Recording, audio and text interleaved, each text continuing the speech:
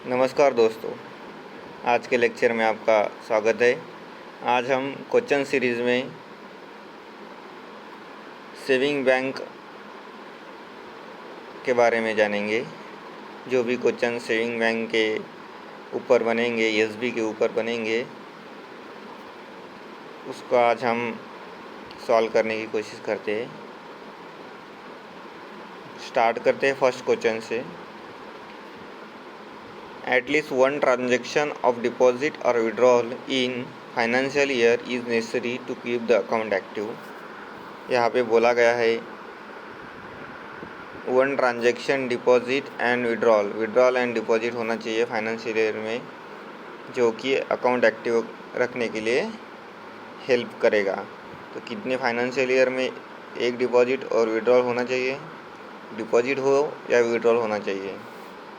उसका आंसर होगा 3। ये आप सभी को मालूम है। 3 ईयर में कोई ट्रांजैक्शन नहीं हुआ, डिपॉजिट और विड्रॉल नहीं हुआ, तो अकाउंट एक्टिव नहीं रहेगा। और अगर इस दौरान 3 ईयर के दौरान इंटरेस्ट क्रेडिट होता है, इंटरेस्ट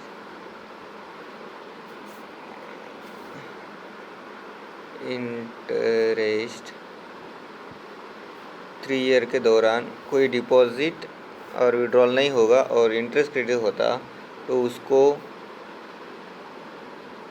अकाउंट एक्टिव रखने में मदद नहीं होती, यानी कि हेल्प नहीं होगी। वो डिपॉजिट ही होना चाहिए या विड्रॉल होना चाहिए। इंटरेस्ट डिपॉजिट यानी कि वो अकाउंट एक्टिव नहीं रहेगा, ये भी ध्यान में रखना है।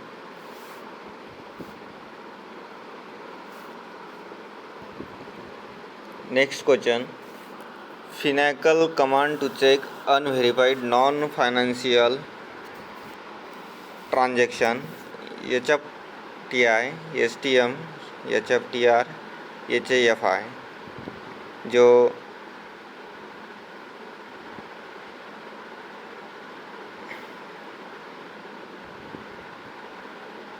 फिनेकल कमांड रहती है। फिनेकल में जो हमारा फिनेकल जो रहता है उसमें कमांड रहती है, शॉर्ट रहते हैं। कोई अगर आपको कीप बनानी है, ट्रांजैक्शन चेक करना है, बैलेंस चेक करना है, ऐसी कमांड फिनेकल में रहती है। उसने बोला है अनवेरिफाइड नॉन फाइनेंशियल ट्रांजैक्शन के लिए कौन सी कमांड होगी, तो इसका आंसर होगा HAFI। सभी को ध्यान में रखना है, HAFI। Next question, under CBS which is the last activity perform. जो CBS रहता है हमारा, उसमें लास्ट कौन सी एक्टिविटी परफॉर्म की जाती है? Day begin, day and, shift end of the day. अगर BO के संदर्भ में हो तो क्या होगा? डे एंड होगा। लेकिन CBS पोस्ट ऑफिस जो रहते हैं वो HO SO रहते हैं, तो उसमें क्या होगा? End of the day. ये आपको ध्यान में रखना है, end of the day EOD होगा। EOD आपका डे स्टार्ट होता है डे बिगिन से और डे एंड होता है EOD से। EOD के बिना आपका बैलेंस वेरीफाइड नहीं होगा, यानी कि डे का एंड करना होगा, EOD। Next question, fee for issue of cheque exceed the prescribe limit as per post office saving account scheme 2019। First option ₹2 per check, ₹2 per cheque book, ₹2 per 2 cheque, ₹2 in a financial year is irrespective of the number of cheque. बोला है cheque exceed prescribe limit. कितनी limit होती है? 10 leaves, यानी कि 10 check का passbook chequebook दिया जाता है। जब खाता खोलते समय आपने अगर चेकबुक के लिए अप्लाई किया तो आपको 10 लीव्स का चेकबुक फ्री में दिया जाता है। उसके बाद अगर उसकी लिमिट एक्सीड हो गई, यानी कि उससे ज़्यादा आपको चेक लगेंगे, तो आपको ₹2 पर चेक देना पड़ेगा।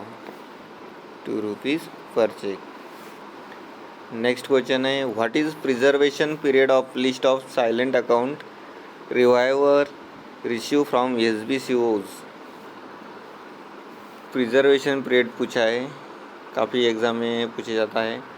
साइलेंट अकाउंट का जो रिवाइव किए जाते हैं SBCO से, कौन सा रिकॉर्ड है? परमानेंट रिकॉर्ड है, 2 ईयर के लिए रखा जाता है, 3 ईयर के लिए रखा जाता है, 18 मंथ के लिए रखा जाता है। तो साइलेंट अकाउंट जो होते हैं जब रिवाइव किए जाते हैं तो वो परमानेंट रिकॉर्ड हो जाता है, permanent record. Next question, in case where no nomination exist और no legal evidence produce available and balance in the account certificate is not above 5 lakh and if the legal heirs of the depositor of an account and certificate want to prefer a claim, the claimants may submit claim in prescribed form after the expiry of month of the date of the deposit. क्या बोला है? जहाँ पे कोई nomination नहीं है, अगर कोई SBI अकाउंट होता है और उसमें कोई नॉमिनेशन नहीं है, कोई लीगल एविडेंस भी नहीं है, प्रोड्यूस नहीं किया गया है, लेकिन उस अकाउंट में अगर 5 लाख से कम बैलेंस हो, उसका जो लीगल हेयर्स रहेगा डिपॉजिटर का, यानी कि उसका कोई घर वाले रहेगा, तो क्लेमेंट का फॉर्म कितने दिनों में सबमिट कर सकते हैं? तो उसका आंसर क्या होगा? After the expiry of 6 month. ये आपको ध्यान में रखना है, 6 मंथ के बाद ही आप कर सकते हैं।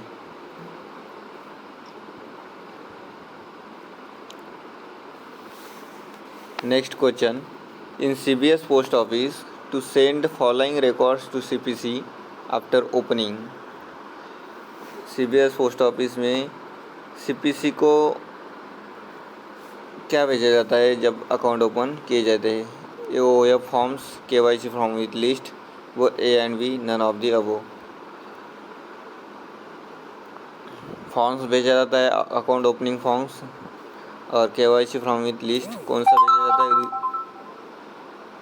ये दोनों से कौन सा भेजा जाता है? KYC form with the list. KYC form ही भेजे जाते हैं, जो अकाउंट ओपनिंग फॉर्म रहते हैं वो प्रिजर्व किए जाते हैं, KYC फॉर्म CPC को भेजे जाते हैं, ये ध्यान में रखना है। Next question, mark the correct option. SB26 denote preliminary receipt, SB28 denote receipt for depositor passbook, SB58 denote long book, all of the above।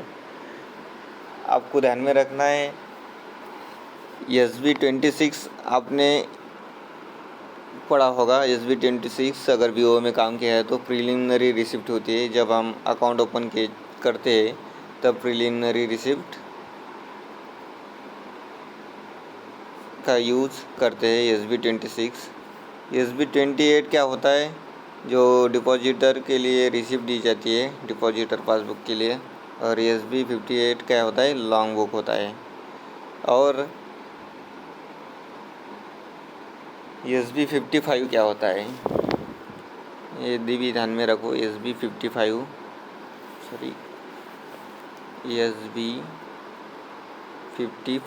क्या होता है? नॉमिनेशन कैंसल और variation after opening of saving account. Verification of nomination cancel होता है, SB nomination cancellation. SB55 में क्या होता है? नॉमिनेशन कैंसलेशन होता है और अकाउंट वेरीफाई होता है, अकाउंट वेरिफिकेशन होता है, ये ध्यान में रखना है। ये सभी सही ऑप्शन है। SB26 premium receipt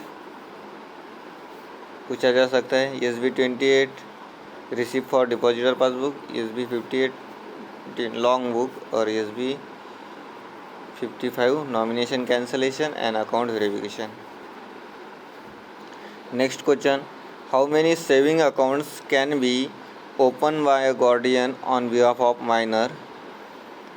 only one account can be open on behalf of minor, one minor by one guardian, that is either mother or father. Only two accounts can be opened on behalf of minor by both the father and mother. No minimum limit. None of these. क्या पूछा गया है? How many account can be open by guardian on behalf of minor. Minor के लिए guardian कितने account खोल सकता है? तो एसबी का ओनली वन अकाउंट ही वो खोल सकते हैं अगर वो उसके माँ के नाम पे या पिता के नाम पे. Next question, what is minimum balance should remain in a saving account with chequebook after withdrawal. पूछा गया है सेविंग बैंक में कितना मिनिमम बैलेंस होना चाहिए आफ्टर विड्रॉल, यानी कि चेकबुक विड्रॉल किया है तो कितना बचना चाहिए? 500 रुपीज़ बचना चाहिए. 500 के नीचे आप विड्रॉल नहीं कर सकते और कम से कम विड्रॉल करने की लिमिट कितनी है, यानी कि अकाउंट में 500 से नीचे आप अकाउंट में अगर 500 रुपये बैलेंस है, अगर आपको विड्रॉल करना है तो आप विड्रॉल नहीं कर सकते. लेकिन विड्रॉल की लिमिट क्या है? मिनिमम 50 रुपीज़ है. ये ध्यान में रखना है, ये मिनिमम लिमिट है और ये बैलेंस की लिमिट है. Balance limit 500 rupees. Minimum withdrawal limit 50 rupees, balance की लिमिट 500 रुपीज़. डिपॉजिट की लिमिट है 10 रुपीज़. ये भी आपको ध्यान में रखना है. इसका आंसर होगा 500. Next question, minimum amount withdrawal allowed in saving bank 10 rupees, 50 rupees, 100 rupees, 500 rupees. अभी बताया था मिनिमम विड्रॉल कितने का है? 50 रुपीज़ का. और डिपॉजिट कितने का है? 10 रुपीज़ का. 50 rupees. Which of the following saving account discontinue? Pension account, basic saving account, no interest account, all of the above.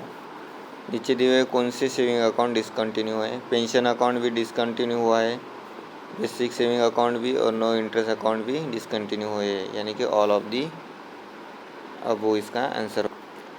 The revival of the account can be made eight.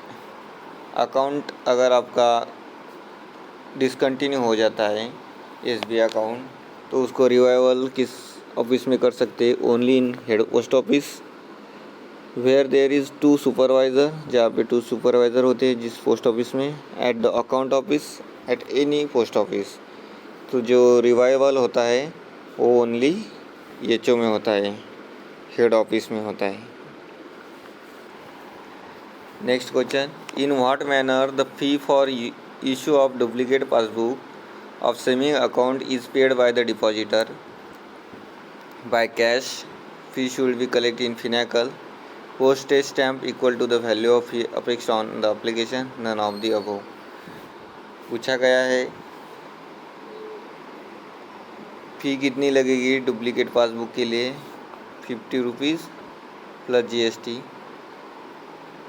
उसके बाद वो question में पूछा है अगर वो फ़ी depositor कैसे भरता है? कैश से भरता है, फिनेकल में लिए जाती है, पोस्टेज स्टैम्प से दिया जाता है. तो इसका आंसर होगा फिनेकल में वो फीस ली जाती है. और फीस कितनी लगी? 50 rupees plus GST duplicate passbook के लिए फ़ी लगेगी. Next question, what is the fee for making nomination in saving account first time? 50 rupees, 59 rupees, 1 rupees free. First time nomination करने के लिए सेविंग अकाउंट में कितने रुपीज़ लगेंगे? ये फ्री ऑफ चार्जेस होगा. फर्स्ट टाइम होगा तो जब अकाउंट खोलते तब फ्री ऑफ चार्जेस. नेक्स्ट आपको अगर नॉमिनेशन करना है तो 100 रुपीज़ प्लस जीएसटी आपको देना पड़ेगा.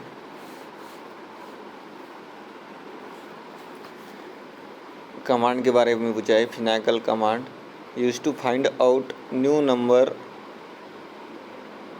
Number from old account number. जो हमारा पहले ओल्ड अकाउंट होते थे वो 6 डिजिट के होते थे, 6 डिजिट नंबर होते थे. अभी चेंज हुआ है इसमें। अभी अकाउंट नंबर 6 डिजिट के होते थे,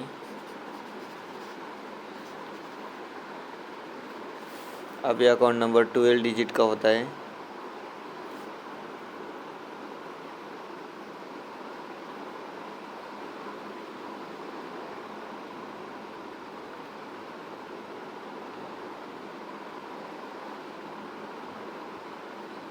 सॉरी, अभी अकाउंट नंबर 10 डिजिट का ही होता है। जो 6 डिजिट के नंबर होते थे उनको, उनकी जगह जो नया अकाउंट नंबर आएगा वो फाइंड करने के लिए कौन सा कमांड यूज़ किया जाता है, तो उसका नाम है CNAC, CNAC, ये आपको ध्यान में रखना है। Next question, up to what amount payment order for the withdrawal from saving account में be sanction by branch post master. BO के बारे में क्वेश्चन है। ब्रांच पोस्ट मास्टर को सेविंग बैंक का विड्रॉल करने के लिए कितना अमाउंट सैंक्शन किया गया है? 500, 250, 2500, 20,000, 50,000। तो क्या कितना हुआ है? 20,000 उसका सैंक्शन अमाउंट हुआ है, 20,000। नेक्स्ट क्वेश्चन है, in case any discrepancy passbook will be written and received from will be issue to the depositor SB 32, SB 28, SB 27, SB 14। जब कोई डिस्क्रिपेंसी रहती है, पासबुक रिटेन किया जाता है, उस केस में तो डिपॉजिटर को कौन सी रिसिप्ट दी जाती है? तो डिपॉजिटर को कौन सी रिसिप्ट दी जाती है? SB 28, ये हमने देखा था।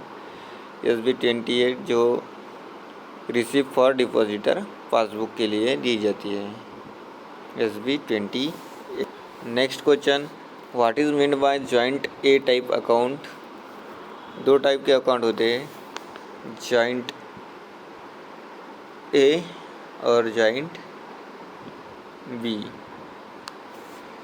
जॉइंट ए टाइप ए के बारे में पूछा है, all account holder should sign in the withdrawal form, any one of them can sign in withdrawal form, either A और B, none of the above. Joint A account में क्या होगा, जो अकाउंट होल्डर होंगे वो क्या करेंगे? विड्रॉल फॉर्म पे साइन करेंगे। यानी कि 2 अडल्ट ने अगर जॉइंट अकाउंट खोला है, 2 अडल्ट ने, तो वो क्या करेंगे? दोनों भी विड्रॉल फॉर्म पे सही करेंगे। ये होता है जॉइंट ए अकाउंट में।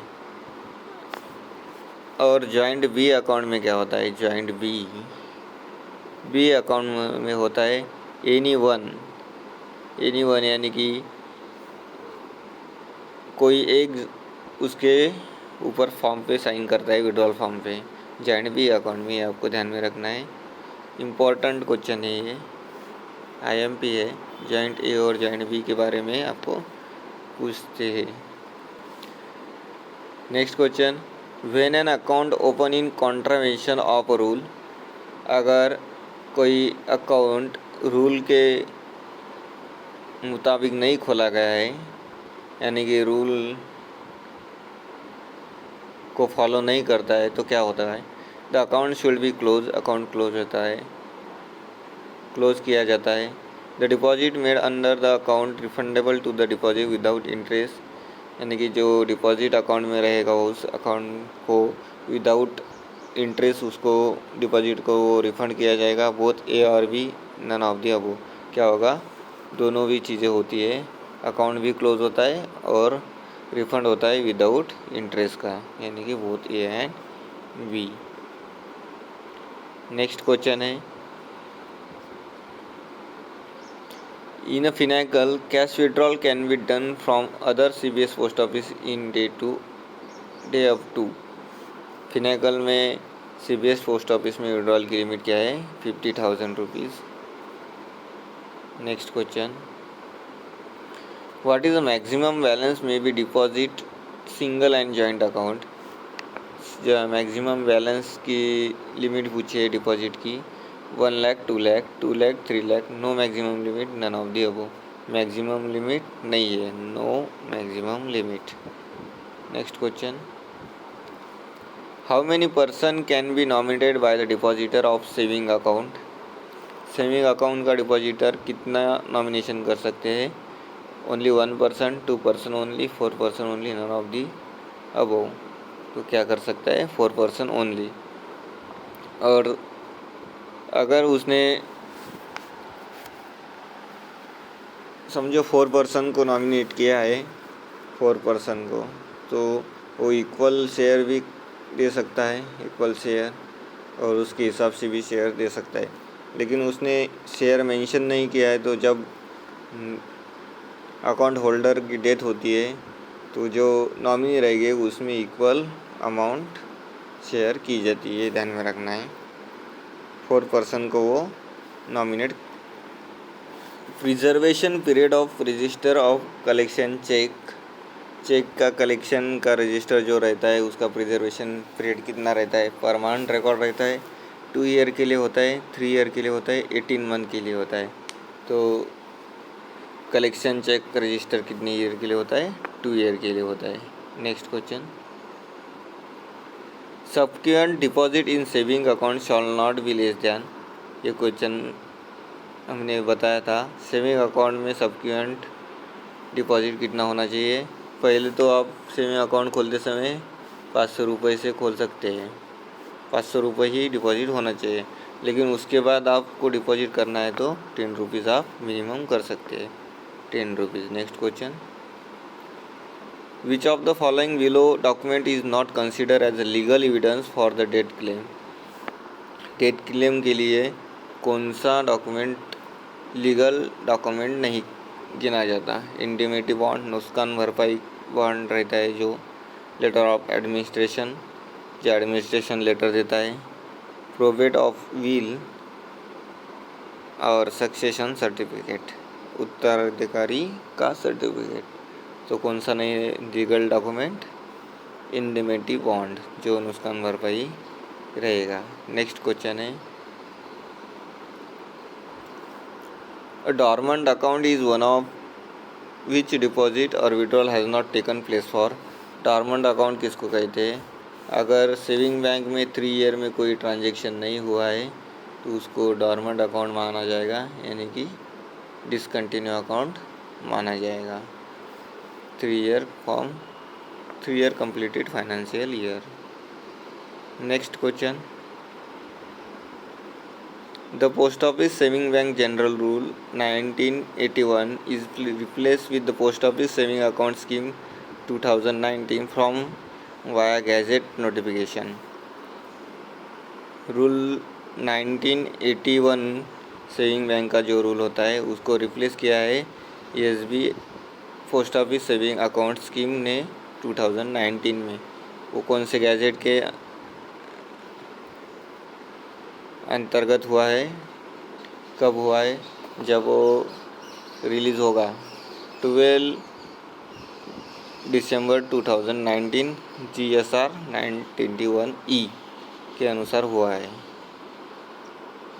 Next question, the type of account is defined in the rule number of post office saving scheme 2019। Type of account किस रूल में दिया है? रूल नंबर 3 में दिया है type of account. Next question, year के definition पूछिए। ईयर कब स्टार्ट होता है? अप्रैल में होता है। Next question, the supply of saving bank statement charges कितने लगते हैं? ये भी पूछा जाता है। बैंकिंग स्टेटमेंट के लिए चार्जेस लगते हैं 20 rupees plus GST, 20 rupees plus GST। Passbook के लिए चार्जेस लगते हैं, डुप्लीकेट पासबुक के लिए 50 rupees plus GST। Bank statement के लिए लगते हैं 20 rupees plus GST। Nomination cancel करने के लिए और नया बनाने के लिए 100 रुपीज़ प्लस GST। अगर चेक का डिसऑनर होता है, चेक डिसऑनर होता है, डिसऑनर यानी कि दुरुपयोग होता है चेक का, तो 100 रुपीज़ प्लस GST। उसके बाद 10 लीव्स चेकबुक के बाद अगर चेक लगेंगे तो 2 रुपीज़ पर चेक लगेगा, 2 रुपीज़ पर चेक। नेक्स्ट हुआ in which of the following SBI account nomination is compulsory, joint B account, joint A account, minor through guardian, all of the above. क्या होगा? All of the above. Next question, if the account open with initial deposit exceeding 50,000 is mandatory, PAN card की photocopy, declaration form 60 and 61 both of the above, either A और B। अगर deposit limit exceed हो जाती है 50,000 से तो उसको pan card भी लगेगा, डिक्लेरेशन फॉर्म भी चलेगा। पैन कार्ड नहीं होगा तो डिक्लेरेशन फॉर्म जोड़ना पड़ेगा, और पैन कार्ड होगा तो डिक्लेरेशन फॉर्म नहीं उसके साथ होना चाहिए, यानी कि आइदर A और B दोनों में से कोई भी एक चलेगा, आइदर A और B। अभी बताया था charges of dishonour of cheque, dishonour of cheque के लिए चार्जेस कितने लगेंगे? 100 rupees plus GST charge. What is the preservation period of stock register of passbook? Stock register का प्रिजर्वेशन पीरियड कितना रहेगा? स्टॉक रजिस्टर का प्रिजर्वेशन पीरियड रहेगा 18 month, ये ध्यान में रखना है। 2 ईयर ये जो रहेगा वो रहेगा रजिस्टर ऑफ चेक, चेक का जो रजिस्टर रहेगा उसका 2 ईयर तक प्रिजर्वेशन पीरियड रहेगा। 18 मंथ तक स्टॉक रजिस्टर ऑफ पासबुक का पीरियड रहेगा। उसके बाद जो silent account SBCO silent account जो रिवाइव करता है, रिवाइवल, उसका जो प्रिजर्वेशन पीरियड रहेगा वो रहेगा परमानेंट रिकॉर्ड रहेगा। अभी पूछा है स्टॉक रजिस्टर ऑफ पासबुक के लिए 18 मंथ, चेकबुक के लिए रहेगा 2 ईयर, और जो अकाउंट रिवाइवल होते हैं वो रहेंगे पर। Next question, how many times withdrawal can be made from saving bank account in BO? BO में सेविंग बैंक अकाउंट से विड्रॉल की लिमिट कितनी है? 2 times only, only once, any number of times, none of the above. दिन में कितने बार कर सकते हैं? ओनली 1 आप विड्रॉल कर सकते हैं, only 1 withdrawal limit. Next question, what is fee for getting the nomination alter in saving account? Nomination के लिए कितना चार्ज लगेगा? 100 प्लस GST लगेगी। सॉरी, हमने गलत बताया है। नॉमिनेशन के लिए चार्जेस लगेगा 50 रुपीज़ प्लस GST। आपको पीछे भी हमने बताया होगा, लेकिन आपको करेक्ट करना है, 50 रुपीज़ प्लस GST चार्जेस लगेगा। Maintenance fee for fail to maintain minimum balance of saving account scheme 2019 is, minimum balance कितना होना चाहिए? 500 रुपीज़। उसके अंदर आप विड्रॉल भी नहीं कर सकते, तो वो मेंटेन करने के लिए मेंटेनेंस फ़ी कितनी लगेगी? अगर मेंटेन नहीं किया तो 50 रुपीज़ लगेंगे, मेंटेन नहीं किया तो, यानी कि 500 से नीचे अगर बैलेंस गया है तो 50 रुपीज़ उसके ऊपर चार्ज लगेगा। चार्जेस पर cheque leaves beyond 10 free cheque leaves इन ईयर। अगर जो 10 लीव्स का फ्री चेक रहता है उसके बाद चार्जेस कितने लगेंगे? 2 रुपीज़ प्लस GST लगेगा, 2 रुपीज़ प्लस GST उसके ऊपर लगेगा। Number of cheque leaves can be issue to account holder at free of charge. Free of charge कितने नंबर ऑफ लीव्स का चेकबुक मिलता है? 10 लीव्स का। उसके बाद 2 rupees plus GST per cheque charge. Next question, all claims in respect of discontinue scheme will be sanction at sub post office, head post office, general post office, none of the above. जो discontinue scheme रहती है उसके लिए जो claims किए जाते हैं वो सैंक्शन कहाँ पे होते हैं? हेड पोस्ट ऑफिस में। ये सबसे इम्पोर्टेंट है। आपका जो अकाउंट डिसकंटिन्यू रहेगा उसके लिए सैंक्शन किए जाते हैं क्लेम हेड पोस्ट ऑफिस में। What is the preservation period of nominal roll kept in SB and SC branch? जो एसबी ब्रांच रहती है उसमें नॉमिनल रोल कितना दिन तक रखे जाते हैं? 10 ईयर के तक रखे जाते हैं। Next question, what is fee for issuing duplicate passbook of POSB account? POSB account का डुप्लीकेट पासबुक के लिए कितनी रुपीज़ लगेंगे? 50 रुपीज़ प्लस जीएसटी चार्जेस लगेगा। नेक्स्ट क्वेश्चन है, on the death of last surviving nominee और sole nominee the claim in respect of account will be settle in favour of. जो nominee last में क्या हुआ है, डिकीज़ हुआ है, उसके नाम पे वो सेटल होगा। Next question, in case of nomination was made by the depositor and was in order but for any reason post office did not register the nomination can be register later on after verification and approval by post master general, post master, divisional superintendent, chief post master general. बोला गया है कोई case होगा उसमें अगर depositor nomination करना चाहता है लेकिन पोस्ट ऑफिस कुछ रीज़न की वजह से नॉमिनेशन नहीं करता है, लेकिन वो नॉमिनेशन पॉसिबल कब है? जब वेरिफिकेशन करेगा। और अप्रूवल कौन देगा उसको? डिविजनल सुपरिटेंडेंट अप्रूवल देगा, वो उसके बाद वो नॉमिनेशन कर सकता है। What is mean by joint B type account? ये पहले क्वेश्चन हमने जॉइंट ए के बारे में किया था, अब है जॉइंट बी। जॉइंट बी में क्या होता है? ओनली वन साइन करता है विड्रॉल फॉर्म को, और जॉइंट ए में दोनों भी साइन करते हैं। नेक्स्ट क्वेश्चन इम्पोर्टेंट है, interest earn is tax free you 2 rupees. Tax free interest कब तक मिलेगा? 10,000 रुपीज़ तक आपको टैक्स फ्री इंटरेस्ट मिलेगा, 10,000 तक। नेक्स्ट क्वेश्चन है, what is minimum age of opening of single saving account by minor himself in his name? 10 year, 14 year, 8 year, no age limit. कितने year का माइनर अकाउंट खोल सकता है उसके नाम पे? 10 ईयर, उसका 10 ईयर कंप्लीट होना चाहिए। What is free for transfer of account? Account transfer करने के लिए फ़ीस कितनी लगेगी? 100 रुपीज़ प्लस जीएसटी। हमने नॉमिनेशन के लिए बताया था, नॉमिनेशन के लिए गलत बताया था, पहले 100 रुपये बताया लेकिन बाद में उसको करेक्ट किया, 50 रुपीज़ प्लस जीएसटी। ट्रांसफ़र के लिए 100 रुपीज़ प्लस जीएसटी चार्जेस लगेगा। What is preservation period of special year book maintain by the SB branch? SB branch में स्पेशल ईयर बुक जो रहता है वो कितने दिन तक के लिए रहता है? परमानेंट रिकॉर्ड होता है 2 ईयर के लिए, 3 ईयर के लिए, 18 मंथ के लिए। ये होता है 3 ईयर के लिए। नेक्स्ट क्वेश्चन है, which of the following type of SB account does not exist after GSPR? Single account, minors self account, minors through the guardian, pension account.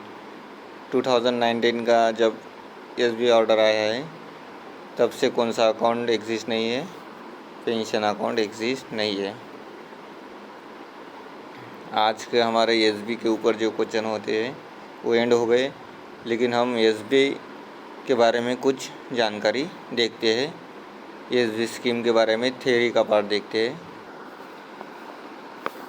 SB post office saving bank account, अभी rate जो है 4% per annum होता है, yearly 4% मिलता है individual और joint account दोनों के लिए। मिनिमम 500 रुपीज़ आपका बैलेंस होना चाहिए ओपनिंग के लिए। कौन ओपन कर सकता है? सिंगल अडल्ट कर सकता है, 2 अडल्ट कर सकते हैं, साथ में जॉइंट ए और जॉइंट बी। जॉइंट ए और जॉइंट बी के बारे में बताया था।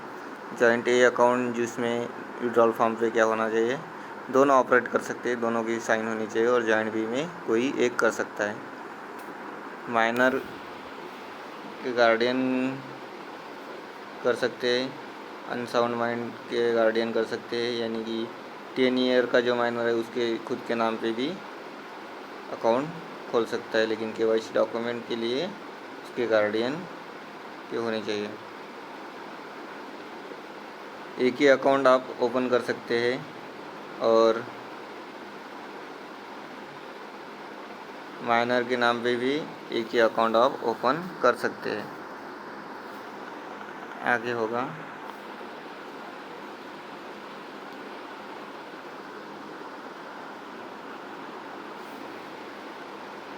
यहाँ पे दिया हुआ है, अगर जॉइंट होल्डर का कोई एक का डेथ होता है तो जो सर्वाइविंग होल्डर रहता है वो क्या करेगा,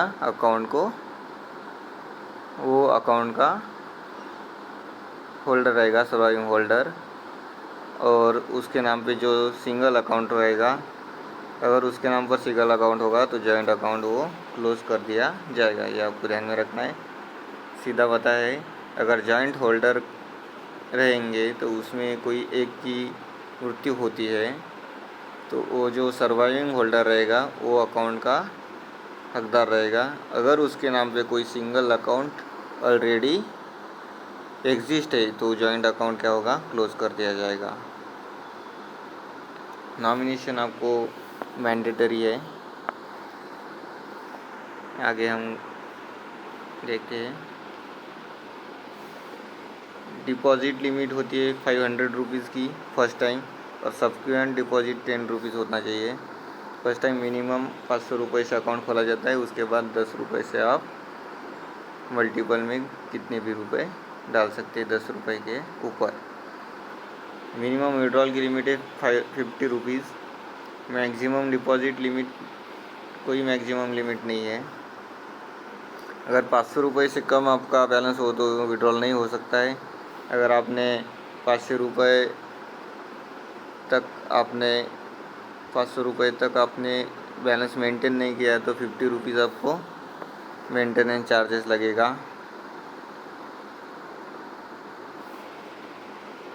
इनकम टैक्स के अंडर में अगर 10,000 रुपये तक आपको इंटरेस्ट मिलता है तो उसको टैक्स नहीं लगेगा, और 10,000 के ऊपर इंटरेस्ट मिलता है तो उसके ऊपर टैक्स लगेगा।